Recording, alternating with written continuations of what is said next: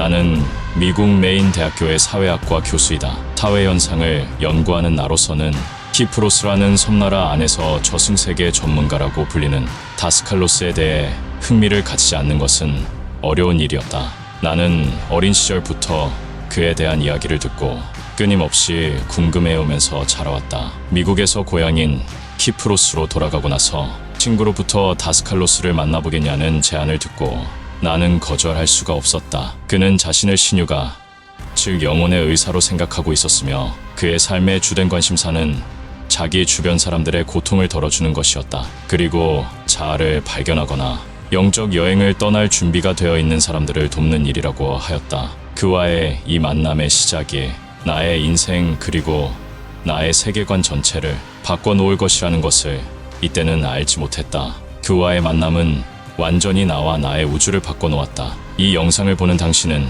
지금이라도 늦지 않았다. 당신의 기존의 세상이 무너지는 것이 싫다면 당장 그만두고 다른 것을 보면 된다. 하지만 나는 나를 통해 만나는 다스칼로스의 이야기가 당신의 삶을 훨씬 더 경이롭게 만들어줄 것이라는 것을 확신한다. 지중해의 성자 다스칼로스, 그와의 만남에서 있었던 경이로운 이야기들을 지금부터 시작한다.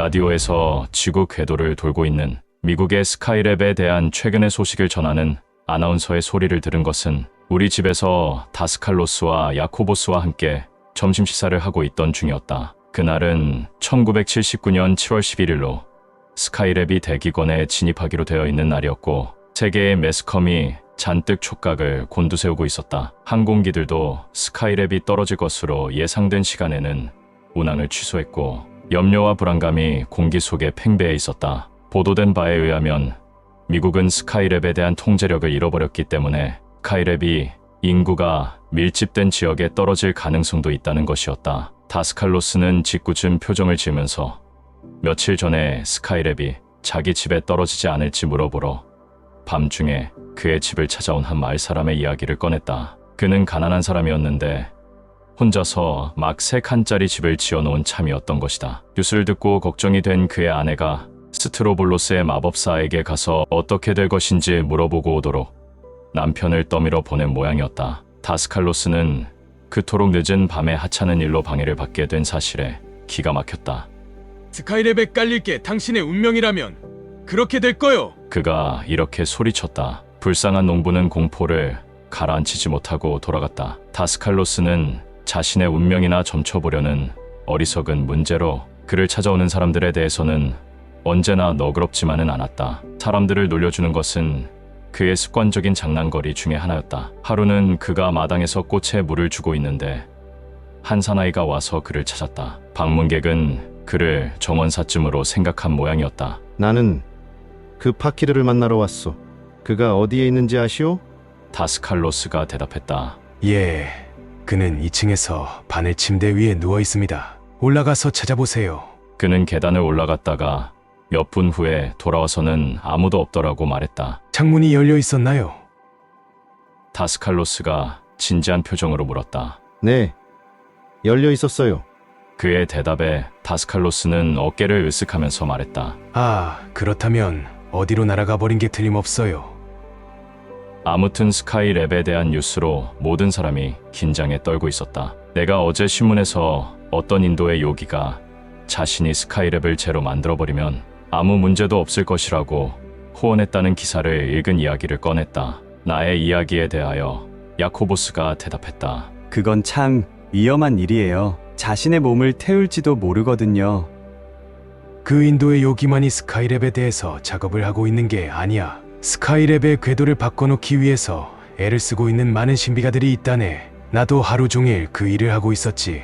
로이조스란 녀석이 오늘 아침 집에 왔는데 얘가 무엇을 하고 있는지를 알아챘어. 그 녀석은 가끔은 영민하다가도 가끔은 통나무 같거든.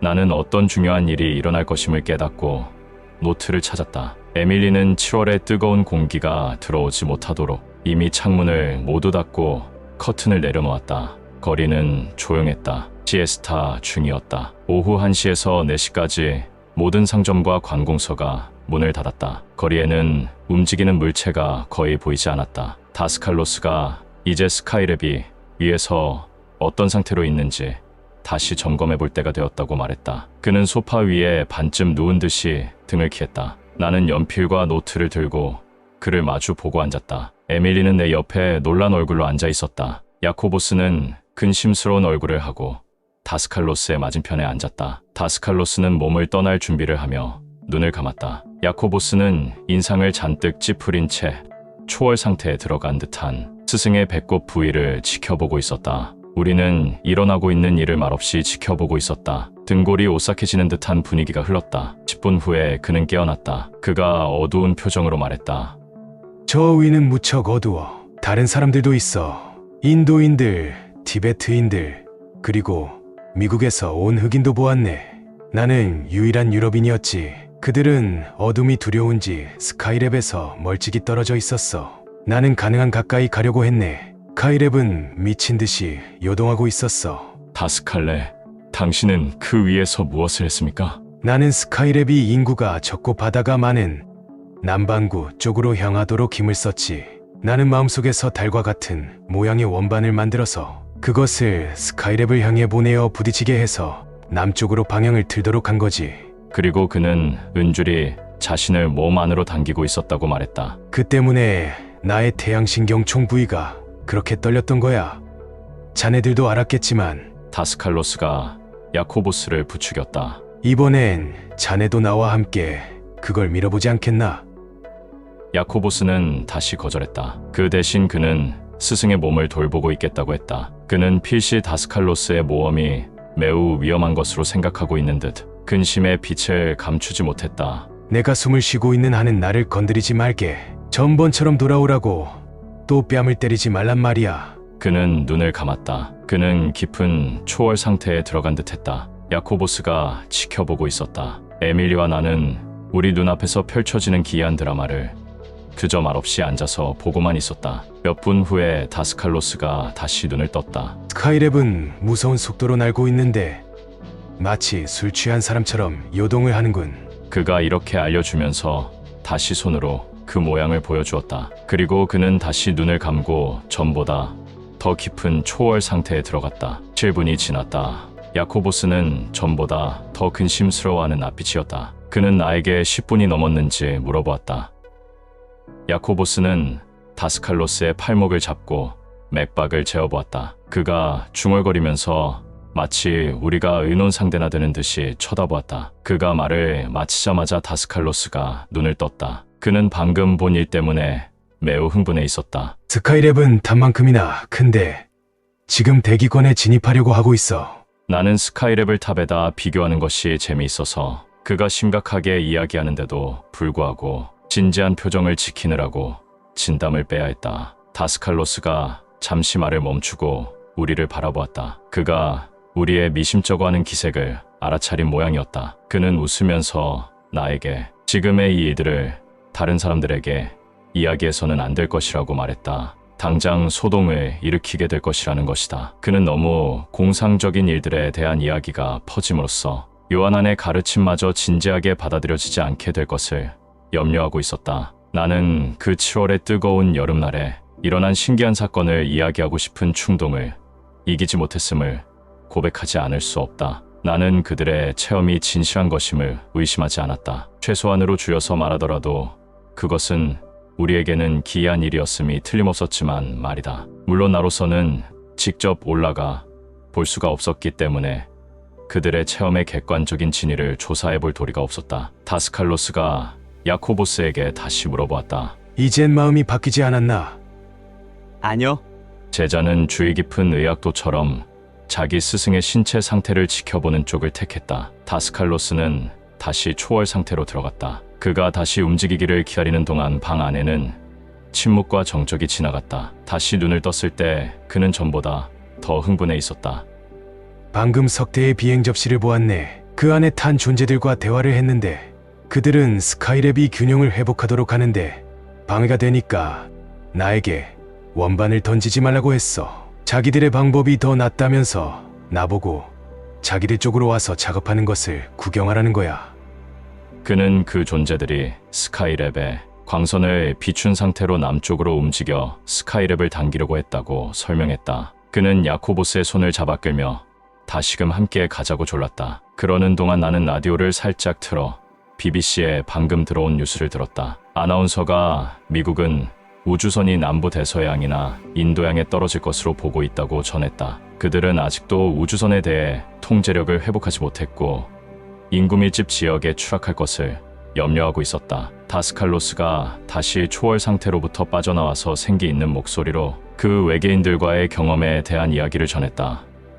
그들은 정말 진보된 존재들이야. 그들은 고차원 이직에 살고 있고 형체가 없어. 그들은 나에게 형체를 버리고 자기들에게로 오라고 했네. 이제 나는 나의 형체는 남겨두고 형체 없이 오직 자아의식만을 가지고 올라가는 거야.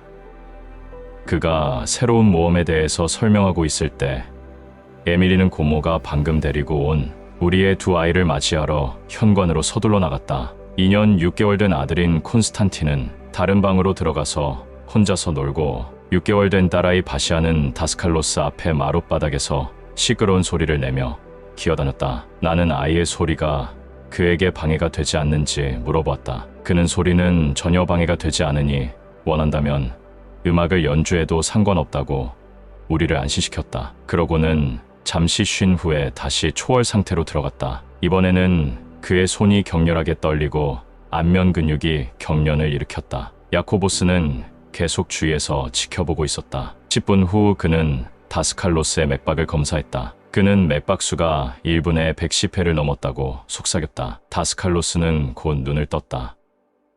그들이 스카이랩을 미는 일이 애로에 부딪혔어. 우주선은 기가 먹을 정도로 소리를 내고 있어. 그 초지능적인 존재들은 매우 열심히 작업을 하고 있어. 그들에 비하면 우리는 아무것도 아니야. 그들이 궤도 수정에 실패하면 우주선은 캐나다에 떨어질 거야. 그러고는 또다시 올라갈 준비를 했다. 맥박이 140까지 올라가도록 내버려 두게. 내겐 그 편이 쉽겠어. 이런 일을 해보는 것은 난생 처음이군. 그는 말을 마치자 눈을 감았다. 야코보스가 스승의 맥박을 짚고 있는 동안 8분이 지나갔다. 다스칼로스가 눈을 뜨고 일이 잘 되었다며 만족해하며 말했다. 드디어 제 궤도에 들어갔어. 그들 덕분에 살았구만. 다스칼레, 육안으로 그들을 볼 수는 없나요? 없지. 그들은 이지계에 살고 있거든. 그들은 형체가 없어요. 그러면서 다스칼로스는 외계인들과의 체험을 훨씬 더 소상하게 이야기하기 시작했다. 그들은 이렇게 말했어. 우리는 지구 정원의 수호자예요. 당신네 지구는 시끄러운 아이들로 가득한 유치원 같아요. 지구는 기생충과 바이러스가 가득한 정원이지요. 내가 이렇게 대꾸했지. 아니에요. 그것은 생명의 한 표현일 뿐이지요. 그들이 이렇게 돼봤더군. 그들은 여럿이서 작업을 하고 있는 듯 했는데 그것이 나에게 비행 접시와 같은 인상을 주었던 거야. 나는 그들이 실제로 비행 접시인지 물어보았지만 그들은 나의 질문을 무시하는 듯 했어. 그 대신 그들의 대답은 자기들은 우주인이라는 거야. 그들은 우리 지구의 주위에서 산다네. 지구는 거기에서 보니까 아름다운 공과도 같았어. 나는 자신을 이들과 동조시켜서 이야기를 나누었다네. 나는 그들 속에 있었고 그들은 내 속에 있었지. 나는 그들을 다시 만나고 싶다며 지구로 한번 내려오라고 했어. 그들은 거절하더군. 멀리서 우리를 지켜보는 편이 낫다는 거야. 당신은 방법을 아니까 이리로 와서 만나기로 해요 하고 그들이 말했어. 아마도 그들에게는 지구를 방문하는 것이 유쾌한 일이 못 되는 모양이야. 내가 몸속으로 돌아가려고 하자 그들이 이렇게 권하더군. 이리로 와서 우리들 사이로 지나가요. 그러면 내려가도 편안해질 테니. 그 후로 나는 아주 편안해졌어. 그들은 우리를 진정으로 사랑하고 있다네. 다스칼로스는 이 초지능적 존재들의 모습을 되새기면서 자신의 놀라움을 표시했다. 그는 잠시 말을 멈추고 자신의 경험을 생각하고 있었다. 그들은 마치 강렬하게 반짝이는 빛의 형체처럼 느껴졌지. 그들을 수요로 세는 것은 불가능하다네. 생각은 참 아름다운 것이야. 나는 그들의 생각을 받아들이고 있었어. 그리고 그것을 이해할 수가 있었지. 내가 알고 있는 것은 그들도 모두 알고 있다는 느낌을 받았어. 그들은 아마도 대천사의 군대일 거야. 그들이 자아의식을 가지고 있다고 생각하십니까? 물론 그들도 가지고 있지. 하지만 그것은 당신이 대천사들은 성령적 존재이지 로고스적 존재가 아니라고 하신 말과 모순되지 않습니까? 아마 지구에서는 맞는 사실이 의식이 높은 차원에서는 적용되지 않는지도 몰라. 그러니까 성령적 존재 역시 자아의식을 가지고 있을지도 모른다는 말일세. 이것에 대해서는 연구를 해봐야 되겠어. 오후 4시 반이 되자 거리는 활기를 되찾았다. 열기가 가시고 바다로부터 불어오는 오후의 산들바람이 한숨을 돌리게 해주었다. 다스칼로스가 나에게 차로 집까지 태워다 달라고 했다. 집으로 가는 중에도 그는 이 새롭고 흥분되는 체험에 놀라워하고 있었다. 저녁 9시에 나는 BBC 뉴스를 들었다. 아나운서는 미국의 과학자들이 스카이랩에 대해 부분적인 통제력을 회복했다고 보도했다. 그러나 아직도 미국 북부나 캐나다 쪽에 떨어질 위험성이 있었다. 그날 밤 늦게 BBC는 스카이랩의 파편이 인도양과 호주의 사람이 살지 않는 지역에 떨어졌다고 보도했고 그제야 모두들 안도의 한숨을 내쉬었다. 나는 다음날 야코보스와 만나 그 기이한 사건에 대해서 이야기를 나눴다. 나는 그에게 실제로 다스칼로스가 몸 밖으로 빠져나가는 것을 보았느냐고 물어보았다. 그는 다스칼로스가 정수리를 통해서 마치 연기처럼 피어올라 몸을 빠져나가는 모습을 보았다고 말했다. 연기처럼 보인 것은 실제로 그의 에테르 복체였다. 그는 자신의 에테르 복체를 사용한 것이다. 왜냐하면 그는 신명계가 아니라 물질 지구의 에테르 복체에서 작업을 했기 때문이다. 카이랩은 신명계가 아닌 물질 지구 위에 있는 것이다. 야코보스는 다스칼로스의 맥박이 140까지 육박했었다고 말했다. 그가 끝내 다스칼로스와 함께 가기를 사양했던 것은 이 때문이었다. 그는 다스칼로스의 상태를 감시해야 했던 것이다. 이런 작업은 그만큼 위험한 것이었다. 그날 늦게 우리는 다스칼로스를 만나 스카이랩에 관한 이야기를 계속했다. 그는 집에 도착하자마자 스카이랩을 감시하기 위해 다시 올라갔었다고 했다. 스카이랩은 대기권에 진입하는 순간 마치 쾌속정이 물 위에서 튀는 것처럼 요동하기 시작했다고 했다. 그때 야코보스는 미국이 갑자기 신호가 탐지되어 스카이랩의 방향을 돌렸다는 뉴스에 대해 빈정대는 말을 하고 있었다. 그 초지능적 존재들이 아니었다면 스카이랩은 아마도 캐나다에 떨어졌을 거야. 나는 그들이 스카이랩을 남쪽으로 돌려놓으려고 애쓰고 있는 것을 3번 봤어. 그들은 스카이랩이 지평선에 나타나기를 기다렸다가 그것을 향해서 광선을 쏘았어. 미국은 대기권에 들어오면 분해되는 스카이랩을 연구해야만 해.